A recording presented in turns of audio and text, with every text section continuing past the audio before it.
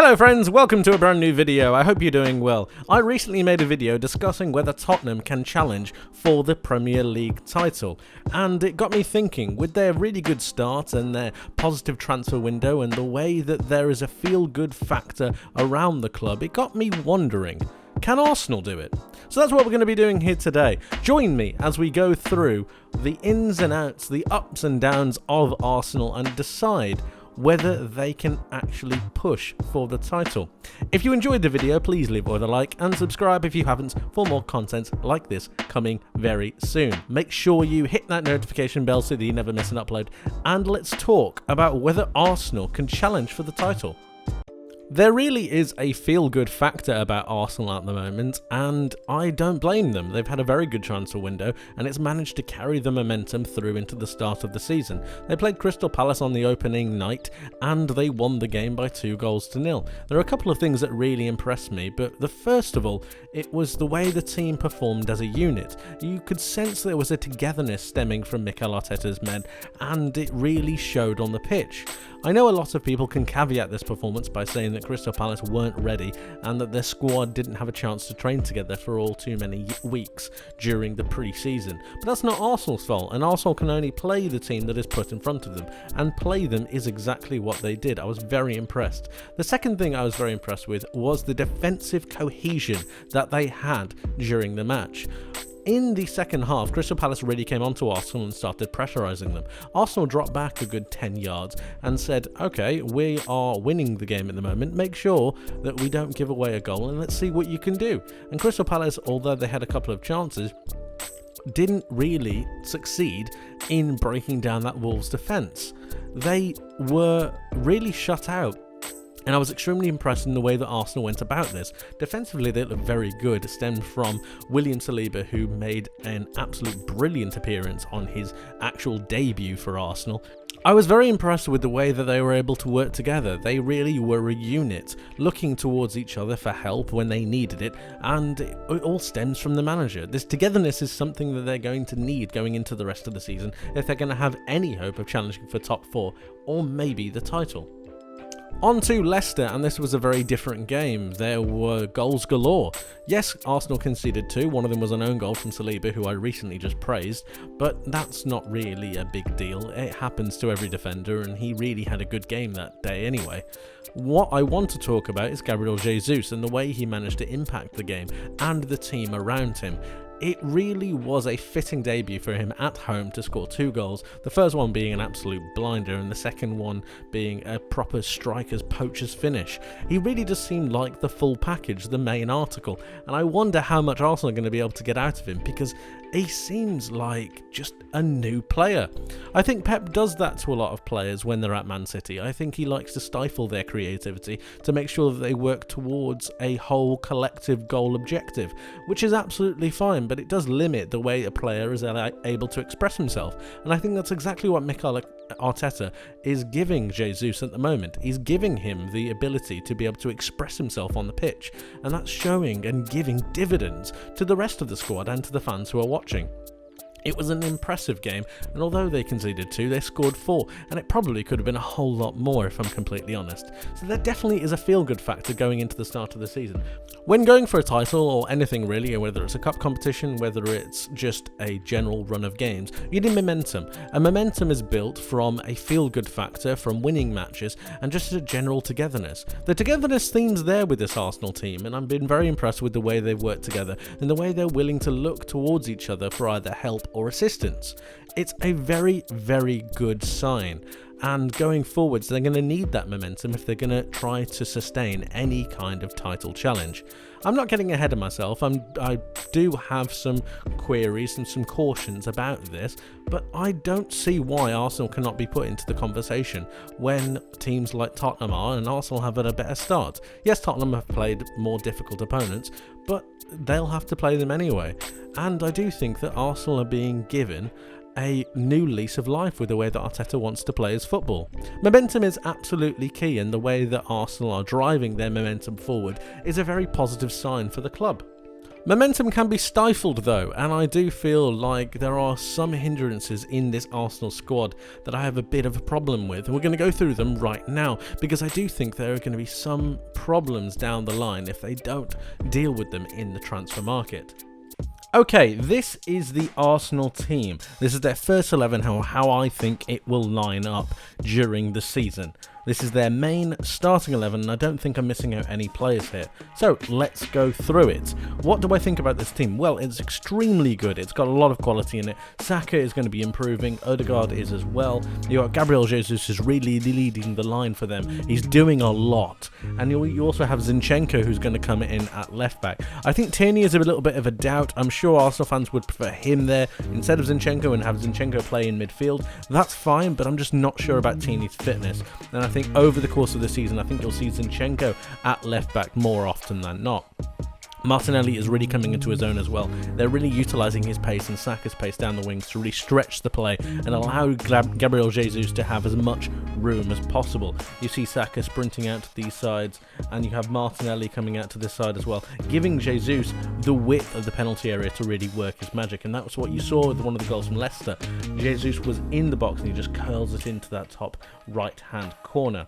One thing, or a couple of things that I want to mention about this Arsenal team, which is giving me a little bit of doubt as to whether they're going to have enough metal and enough players, especially in high quality areas, to be able to contest for the Premier League, is just in a couple of key scenarios and a couple of key areas that I'm going to mention now.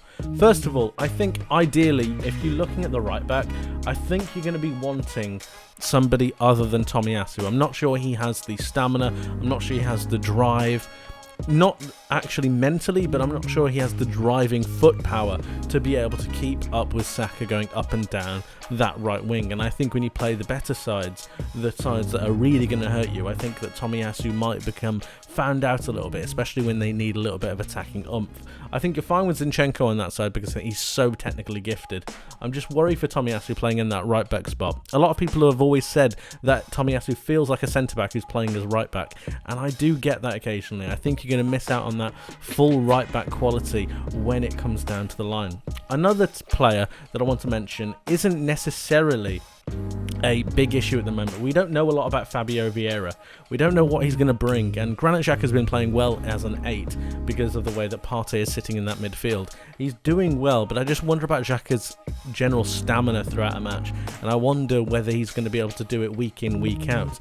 Perhaps Fabio Vieira will be able to fill that void, and perhaps he'll be able to play the extra 8 next to Odegaard. It's just another question mark that I think we should have over this Arsenal squad as to whether they can maintain the quality they've been showing in the first few matches. We then move over to some of the really scary options for me, and they're scary because Arsenal actually don't have major contention in these spots. First of all is Gabriel Jesus. As amazing as Jesus is, and as fantastic as he is, I'm not sure whether they have enough backup to be able to maintain a title challenge. We are genuinely talking about Arsenal and whether they can actually compete with the likes of Man City, Liverpool, even Chelsea or Tottenham going for that actual title spot. And I'm just not sure if they lose Jesus for one match or even 2 matches. Eddie Nketiah, yes, he's good, but the level drop off is massive. And if those games come at a wrong time when Jesus is either injured or not part of the team for whatever reason, I do really worry for them going forwards. Another person that you need to worry about is Thomas Partey. Everything that Arsenal do in the middle of the park, in the midfield, is mainly down to Thomas Partey. And the way that he can drift on sides, the way he can try to snuff out danger, which allows Xhaka and Vieira or Odegaard to not have so much of a defensive responsibility. It takes so much pressure off them, and he's also the one that's playing these passes. You often see Partey receiving the ball from Saliba or Gabriel, playing these passes out to Saka, playing these through balls through the midfield to Odegaard or perhaps to Xhaka. I just really worry that if they lose out on Partey, I really worry for Arsenal's midfield and their stability. Yes, Mohamed Elneny is okay. Yes, he can come in and do a couple of jobs. And yes, Granit Xhaka can do that as well. But I think you see the level drop off. Similar with Jesus and Nketiah. I like Nketiah. I like him quite a lot. I just think that going forwards to maintain that high level that you need to keep a title challenge, I do wonder if you lose Thomas Partey for whatever reason, or if you lose Gabriel Jesus, Arsenal are in big trouble and the levels will drop off. A couple of positives. Obviously, William Saliba has slotted into that back four perfectly. I think he's actually usurped Ben White as one of the main starting centre-backs. He is that good. Gabriel, I think, keeps his spot because of his left-footed nature. And obviously, you have Alexander Zinchenko, who can play a multitude of positions. I think you're going to see him slot into midfield during the Europa League to try and give Granit Xhaka a little bit of a respite, which is absolutely fine. Kieran Tierney is also another option that you can have. And overall, I think it's a very good team. These are just a couple of worries that I have going into the season, a long season with Europa League football, with this Arsenal squad, and just a couple of concerns that I think they need to address before the end of the transfer window. These issues can be compounded as well by the implementation of Europa League football, something that Arsenal have needed. They need Europe. At the very least, they need Europa League football, but at the cost of what? They didn't have it last season. They still failed to make top four. So the question, and a valid question at that, is can they do it with Europa League football? And I'm not so sure.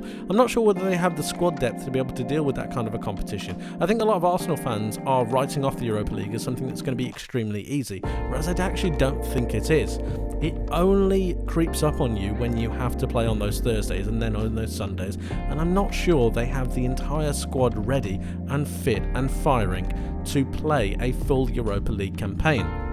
I think a lot of Arsenal fans are expecting that Arsenal go on and almost win the competition just through a lackadaisical nature. They don't really need to try all too much, but the teams in Europe have improved themselves, and I think that underestimating that competition will be at Arsenal's downfall. When we look at it, I do think that it could be a good option for them to go for the Europa League, especially if they're struggling during the middle part of the season.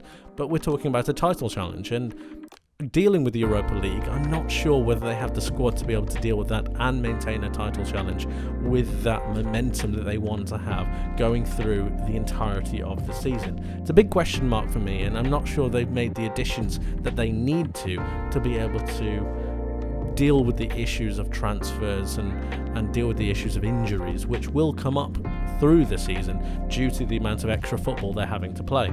Then there comes the far bigger issue. If you're going to be going towards a title, you're going to need to beat some of the bigger teams. Arsenal have failed to do that over a numerous amount of seasons, and the imposing nature of Pep Guardiola and Jurgen Klopp will be there for all to see. Arsenal are not quite there, I don't think. They put in some good performances on occasion, but I think you see the quality of Man City and Liverpool shine through, and I think that might be the case this season. Yes, Gabriel Jesus has really improved Arsenal, and yes, they work very well as a unit, but Man City are just a different level, and I think that Jurgen Klopp's men are just the same. I think they have a different kind of winning mentality, one that Arsenal need to overcome and one that Arsenal need to gain for themselves. I don't think that they can do that this season because I'm not sure the quality in the squad or in the team is there. I think they have a very good team, and I think they have the ability to go forwards and really push themselves to gain momentum up the table. I just think when they hit these two juggernauts, they're going to hit something of a brick wall, and I'm not sure whether Mikel Arteta's men are going to have the composure or the ability to be able to overcome it this season. My last question revolves around Mikel Arteta and his men in general. They failed at the final hurdle last season, and I think it was down to a big mental collapse from the squad. That obviously stems from the manager, the fact he wasn't able to get that out of the players, and that's not necessarily Arteta's fault. He's a young manager learning his trade. I'm just not sure whether he has the tactical nous or the motivational skills to be able to push his team through walls to be able to challenge for a Premier League title. Well, I think it would be very optimistic for Arsenal and a brilliant thing for them to be part of a title challenge. I do wonder whether the credentials of Mikel Arteta at this current point in time are big enough to be able to deal with the trials and tribulations of going for a Premier League title. If they fall flat on their face, how badly will it impact them? if they are able to bounce back, what will happen next? I think there are big question marks over Mikel Arteta. While I do think he is a fantastic manager and clearly understands the game very well, I think his motivational skills and the way that he can motivate his team to go forwards still is in question. I think when they go forwards, you could see towards the end of last season, they fell at the final hurdle, and yes, you could put that down to the injuries, but also there were quality players on that pitch. There were leaders, or acclaimed leaders on that pitch, who were meant to be taking the games by the scruff of the neck. You can't be losing games to Newcastle, you can't be losing 3-0 to Tottenham, you can't be losing your head and get sent off. These characteristics have not been dealt with in the squad, in my opinion, and I think that Mikel Arteta, while he is learning on the job, needs to implement that level-headedness and that grit and determination into this Arsenal team.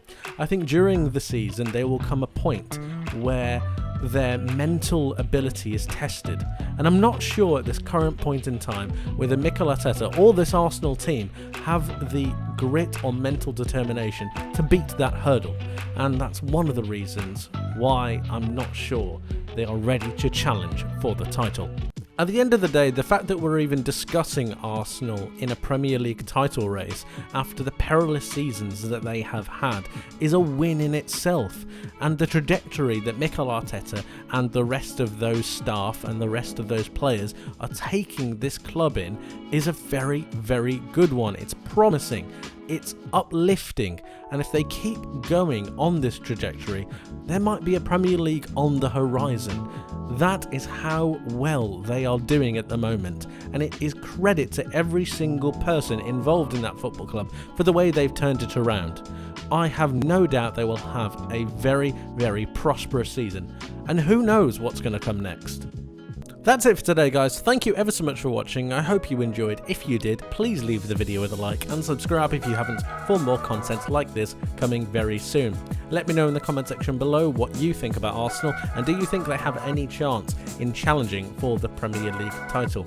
You can always let me know on Twitter. You can find me at Zekko64. That's generally where I post when my videos go live, but of course you can always know that if you hit that notification bell so that you never miss an upload. Like I said, that's it from me for today. I hope you have a wonderful rest of your day. I hope you have a wonderful rest of your week, and I hope to see you in the next one. But until then, take care of yourselves, and bye bye.